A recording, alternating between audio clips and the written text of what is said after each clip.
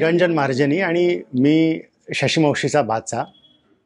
माझ्या आठवणी पुष्कळ आहेत तशा, कारण मी पुष्कळ राहिलोय तिच्याकडे आणि शिकायला मी पुण्याला होतो तेव्हा मी तिच्याच घरी राहिलो होतो. तिला नवीन नवीन गोष्टींची माहिती करून घ्यायची आवड आहे आणि नवीन गोष्टी शिकायची आवड आहे. तर ती एक असं आहे की नेहमी तिच्याकडनं खूप नवीन माहिती मिळते आणि वाचनाची आवड आमची कॉमन आहे दोघांमध्ये. तिलाही वाचनाची प्रचंड आवड आहे, मलाही वाचनाची आवड आहे. त्यामुळे आम्ही पुस्तकांवर आणि वेगवेगळ्या विषयांवर नेहमी तिच्याशी चर्चा होते आणि पुष्कळ वेगवेगळ्या विषयांवर वाचनाची आवड, जसं राजकीय, ऐतिहासिक आहे, साहित्य झालं, याच्यावर डिटेक्टिव्ह गोष्टी झालं, त्या खूप फेवरेट आहेत. आमच्या दोघांचाही जॉनर तो.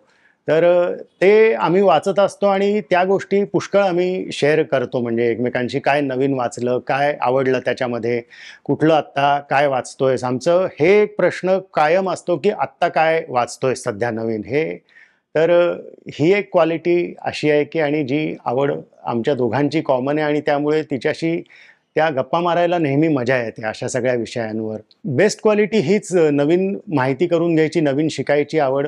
जर एक मी प्रसंग सांगू शकलो तर असा आहे की रिटायरमेंट नंतर तिनं कॉम्प्युटरचा कोर्स केला होता आणि त्यावेळेस मी तो करत होतो. MHCET म्हणून कोर्स होता पुण्यात. तर त्यावेळेस असं होतं की तिनं नाही आलं पाहिजे आपल्याला म्हणून तो कोर्स रिटायरमेंट नंतरही जाऊन शिकून केला होता आणि परीक्षा त्याची दिली होती त्या याच्यामध्ये.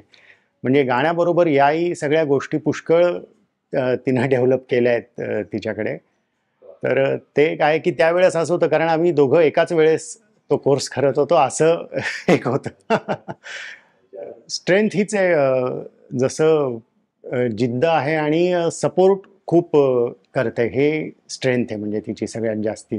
कारण मी तिथे राहिल्यामुळे तो अनुभव मला सगळ्यात जास्त आला आहे की ती सपोर्ट तिचा खूप मिळाला शिकत असताना, तिथे असताना पुण्याला. तर ती सगळ्यात मोठी स्ट्रेंथ आहे तिची.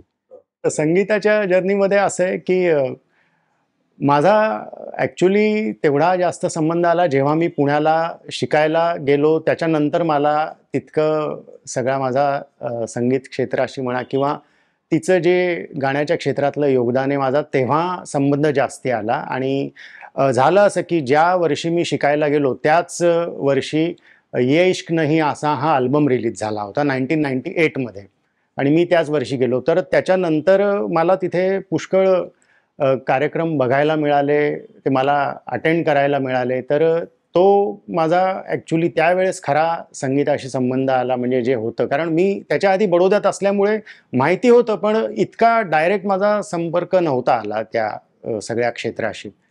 अर्थात एक गोष्ट आणखीन अशी आहे की घरात सगळं संगीत असल्यामुळे मी तबला शिकलोय थोडासा. शाळेत असताना मी शिकलो होतो तबला. तर तो झाला, पण ते पुढे कंटिन्यू नाही झालं.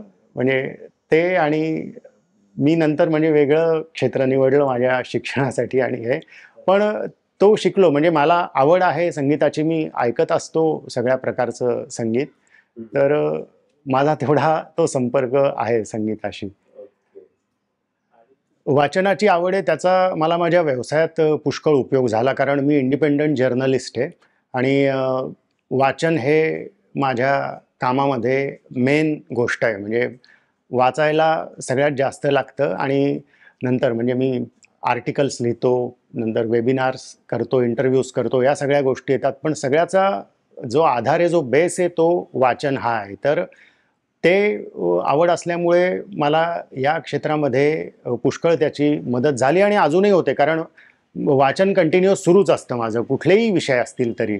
जास्त करून माझे जे आंतरराष्ट्रीय राजकारणाचे आणि विदेश नीतीचे विषय ते असतात. पण तो एक भाग कॉमन आहे की जे वाचनाची आवड घराण्यातनंच लागली मला, तर त्याचा मला असा उपयोग होतोय म्हणजे ते, आणि पुढे मी कंटिन्यू करतोय अजून. शुभेच्छा माझ्याकडनं शुभेच्छाच आहेत आणि आय होप असंच कंटिन्यू राहावं. म्हणजे आणखीन नवीन-नवीन विषयांवर आम्ही इंटरॅक्शन कंटिन्यू राहावं आणि आणखीन माहिती आम्हाला मिळत जावी, कारण तिच्याकडनं पुष्कळ नवीन माहिती कळते वेगवेगळ्या विषयांची. तर हे असंच कंटिन्यू राहावं आणि तिला म्हणजे तिच्या क्षेत्रासाठी तर शुभेच्छा आहेतच. पण हेही मी एक भाचा म्हणून असं सांगेन की या गोष्टी अशाच कंटिन्यू राहाव्यात म्हणून.